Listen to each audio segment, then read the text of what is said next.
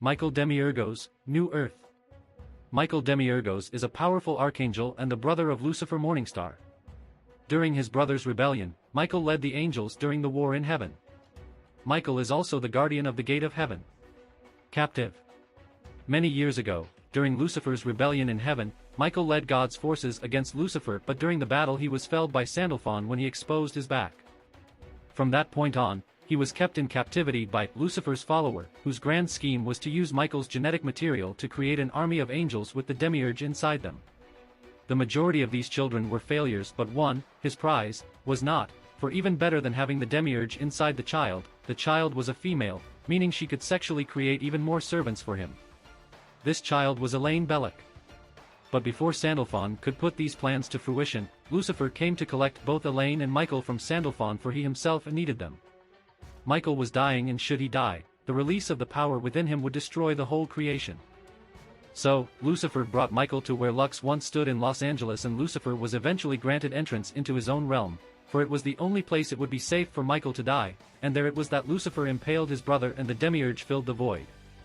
However, Michael was reborn, healthy and full of life once again, and he and his brother parted ways, for the two could never agree, fighting on opposite sides of the spectrum, and Michael returns to heaven where he sought out Yahweh's counseling he did not approve of.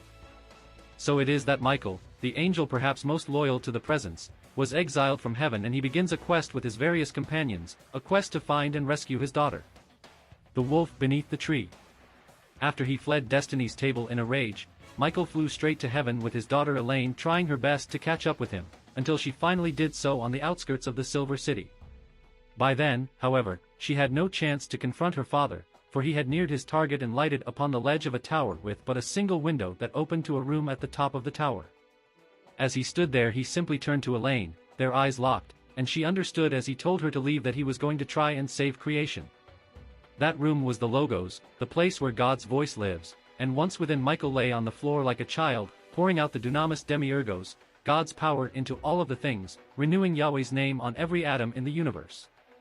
Michael had sacrificed himself to save his father's abandoned creation. When Uriel is told of these events by Elaine, he seems to agree with Michael's reasoning and believes it to be for the better, but Lucifer interrupts and says that while the attempt may have worked under normal circumstances, a new variable has been added to the equation, Fenris, and he's on the move to Yggdrasil. That is why, against Uriel's pleading, Lucifer himself goes to the Logos, and entering the single window he bellows at his brother, ordering him to awake. Michael hears nothing, or at least makes no response, so the Morningstar places his palms flat on the tower and with his own incredible power incinerates the structure.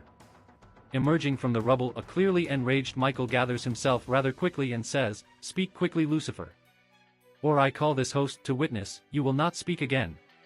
Whether a conflict ensues is never revealed, but it seems Lucifer wins Michael over, at least temporarily, as Michael, Lucifer, Elaine and the host head to Svartalfheim. However, Michael still remains distrustful of his brother. Lucifer seems to have clued him into some things, but Michael still isn't clear on everything, proving that despite his power, he doesn't hold the knowledge that Lucifer does. Michael is confused as to why they need to be in Svartalfheim if their journey to Yggdrasil won't be physical. Lucifer responds by telling him that the world tree expects to be approached from such a direction and, in relativity, this should make things a little easier for the three of them. Their journey is long and hard, but never truly explained how they made it, although Charlie Gilmore notices them while making his own journey to Yggdrasil, and he says that he saw three angels, one bleeding power, Michael, another will, Lucifer, and the third something from her eyes, Elaine. Eventually, after Charlie, Fenris, Abansam, and Bet reach the world tree and get settled in, some distance away, Lucifer, Michael, and Elaine all plummet to the earth, with both Michael and Lucifer now unconscious and Elaine blind, making them the perfect victims for a certain trickster. In the fields of Yggdrasil, Michael groggily awakes, eyes opening weakly as he mutters, Lucifer?" Getting to his hands and knees, he speaks again as he sees his daughter, choking for breath while Lucifer's outstretched arm suspends her in the air, and Michael speaks again, louder this time, "Brother?" Swiftly he clambers to his feet and rushes to get between the two, trying to push Elaine away from his brother, warning Lucifer to stay away from Elaine. But Lucifer's only reply is, "Morningstar? I am Fenris. I am the wolf." With that, the maddened Lucifer thrusts Elaine's head into the side of Michael's face, taking both of them out. Lucifer and Michael now begin their greatest and final fight, Michael trying his best not to harm his brother, holding back Lucifer's fists. yet it seems a show of force will be necessary when Michael is lying upon the ground, his wings flattened beneath his back. He raises his right hand, apologizes to his brother for what is to come, seeing as Lucifer is not himself, and then from his hand bursts forth a white energy which envelopes Lucifer, taking its toll on him and causing the Morningstar to cry out in pain. Now within a massive crater, Michael stands over Lucifer, who is on his hands and knees. Both of their wings are in tatters, what's left of their clothes are torn, and blood is streaming over their bodies. Smoke rises around their bodies, and although Michael is stronger, he makes one fatal error. He tries to reason with his brother, telling Lucifer that it is not he himself who acts.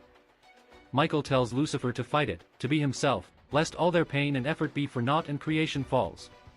But Lucifer, still possessed, simply turns his head to the side, blood dripping from his mouth as he grins evilly at his brother. Excellent. Then in a blur of speed, he grabs his brother and Lucifer takes to the air, glowing with energy as he takes his brother higher into the heavens. As they ascend, Michael still pleads with his brother, Morningstar, "Brother, I don't want to kill you," but Lucifer simply scoffs at these words as he points out that with his broken wings, Michael's strength is failing. His own rant thus begins, "I am the furnace in which you will be unmade. I am your death." But Michael remains stubborn and responds by telling Lucifer that he will be the death of all and that it will all be his own doing and his alone. Lucifer heeds not these words in his madness, and a massive expulsion of energy erupts from within him, engulfing both sons of Yahweh, leaving them both to plummet to the ground, burning as they fall.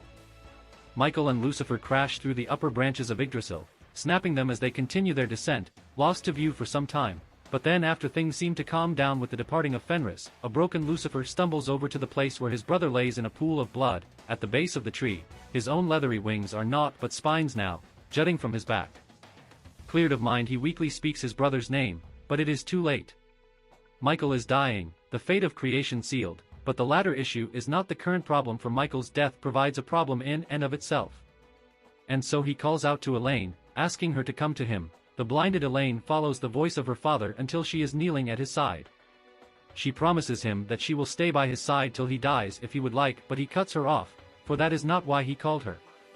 Within himself he holds power, Yahweh's power, the dunamis Demiurgos, and should he die, this power would be released, overwhelming all of creation and destroying it. Elaine argues that creation will be destroyed anyway, but Michael assures her that that process will take days or even weeks, but that he is dying now and she must act now. Seeing as she is the only other demiurge, it is her duty to take the dunamis Demiurgos from him. Lucifer interrupts by saying that Elaine is too weak, that she cannot do it, and so draws Michael's attention to the Morningstar. Michael asks to exchange apologies with his brother, as he never thought it would have to come to this, but Lucifer tells Michael that he is not at fault, that Lucifer himself is to blame, and the brothers seem to make a silent peace with one another. Michael then returns his attention to his daughter, explaining to her that she must not only let his power flow into her, but she must contain it as well. In fear, she tells him she does not know how to perform such a feat. Michael and Elaine become more panicked as Michael tells his daughter that should she survive, she will find herself with a great many duties, though he believes in her ability to rise to them. Elaine can only think of her regrets and begins apologizing to her father for not trying to talk to him, for not coming to him. Her father utters his last words, proving that he can acknowledge his own faults. "It would have done no good. I was proud and stubborn. I could have sought you out. I could have." And so, he dies, Elaine hovering him, a scream ripped from his throat as his nigh uncontainable energy bursts forth from his body, engulfing Yggdrasil and all within its perimeter. Powers and abilities. Powers. Nigh omnipotent/divine empowerment. The archangel Michael Demiurgos is the second most powerful being in creation, equaled only by his brother, Lucifer, and surpassed only by their father, the god of the covenant. Michael was gifted with the power of the presence himself, the dunamis Demiurgos. As a vessel for this divine power, if Michael were to die and release it, it would wipe all life from the multiverse and leave nothing behind. Michael's death released enough energy for Lucifer to craft an entire multiverse from it. Michael is alone among his kind, in that he can conceive children. Omniscience. Omnipresence. Cosmic awareness. Dimensional travel. Michael can open gateways between dimensions at will and travel to other realms. He can also banish other beings from heaven. Disintegration. Michael was able to disintegrate 2 angels with a stare. Ectokinesis. Michael was able to control the primal essence of the Spectre Force and bond it to a human host. Eldritch Blast. Michael can project massive blasts of divine energy, capable of harming even his brother, Lucifer. Flight, Michael can fly through the use of his large angelic wings. Immortality, Michael will never grow physically old and can live forever. As an archangel, he cannot die by any ordinary means. Invulnerability, Michael is invulnerable to most forms of harm. He was capable of withstanding a massive blast of fire from Lucifer and sustained no injuries. Metamorphosis, Michael can alter his form at will and can transform into his other aspects. He is known as the god Kali in the Hindu belief system and can change into this form at will. Power distribution, Michael is able to bind the divine specter force to a human host at will. Reality alteration, Michael's demiurgic power allows him to create anything from nothing, although he needs Lucifer's power to shape it. Michael's power gave birth to the first matter. It was stated that he could have ended the war in heaven with a gesture. Resurrection, if Michael is somehow killed, he is capable of reconstructing himself from energy. Size alteration, Michael is able to alter his size at will. Superhuman agility. Superhuman speed. Superhuman stamina. Superhuman strength. Teleportation, as the guardian of the gate of heaven, Michael could teleport others to and from the gate. Wings. Abilities. Occultism. Swordsmanship. Weaponry. Paraphernalia. Weapons. Michael's sword.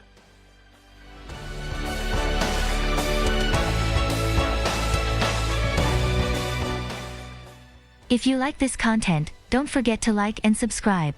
See you later, bye bye.